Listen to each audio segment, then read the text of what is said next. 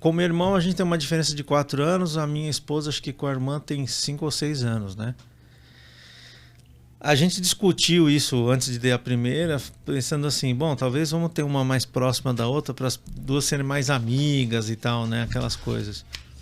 É, e vou falar aqui no meu caso, na minha experiência em casa, né? E eu falo sempre que a minha experiência em casa, porque eu falo assim, eu acho que não existe uma regra, ou o que o pessoal chama de bala de prata.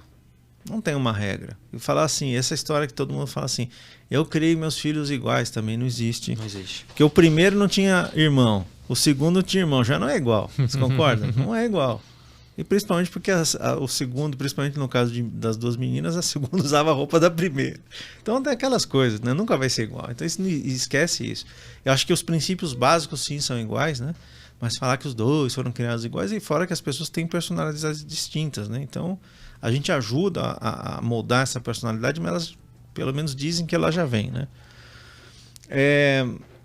Mas a gente pensou assim, vamos ter próximas para pelo menos tentar que elas sejam mais amigas, né? Elas são amigas, tal, mas não é quando a gente pensou nas amigas assim, elas vão sair juntas, vão ter os amigos muito próximos de idade, não aconteceu nada disso. Então, é assim, foi bom, talvez pela proximidade, porque a experiência de uma, principalmente para a mais nova, acho que ela até ajudou bastante, que ela estava vendo uma experiência praticamente que ela ia ter logo, na escola, em coisas que iam acontecer, tá? Vai fazer crisma, sabe aquelas coisas? Vai viajar a primeira vez para sozinha, então ia vendo essas experiências. Mas e uma outra coisa também foi a questão do, talvez, vamos chamar assim, não sei se a palavra certa é trabalho, mas falar assim, bom, a gente ficou pensando, pô, você vai ter um filho ou uma filha, aí você vai estar lá, levantar à noite para dar mamar, acordar porque está com cólica, depois trocar a fralda e não sei o quê. Vamos fazer isso, esperar 4 anos, depois começar tudo de novo, ou vamos fazer de um pau só e depois não ter mais esse tipo de preocupação? E também isso foi levado em conta também. Então a gente falou assim, não, vamos ter de pau só, vamos ter toda essa preocupação praticamente junta, né? E foi o que aconteceu, né? A gente teve sorte, assim, com algumas coisas. Por exemplo, minhas filhas nunca tiveram cólica, né? A minha esposa fala que é porque eu tenho a mão quente, eu colocar a mão na barriguinha delas, acho que não tem nada a ver isso, mas elas nunca tiveram cólica.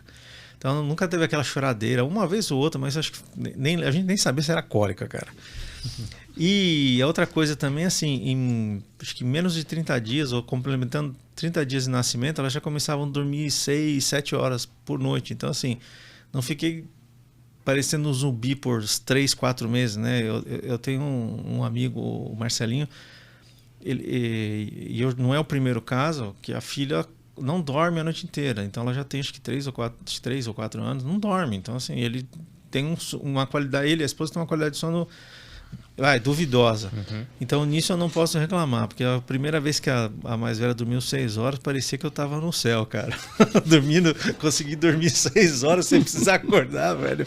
Então, eu acho que essas coisas ajudaram também. Então foi bom. Eu vou falar que a experiência que a gente teve, eu acho que a minha esposa cansou mais, né?